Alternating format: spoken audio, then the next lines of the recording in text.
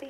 Yes, I just called a few minutes ago, and I don't know who I talked to, but I would like to know who he was because he 3rd Street. And I was in bed, and I had the police and LG&E at my house just a few minutes ago, around 7 o'clock.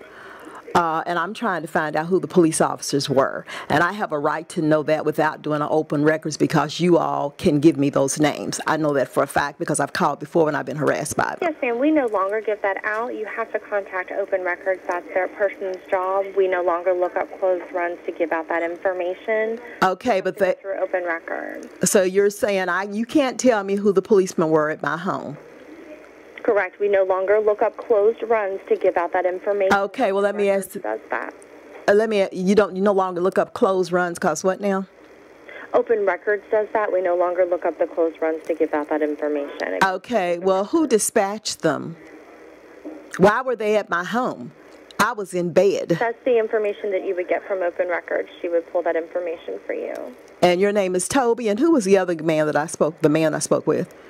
I don't know who it was that you spoke to before. It doesn't show up on our call list for us to tell anymore. Okay, I did record you all. Have a nice day.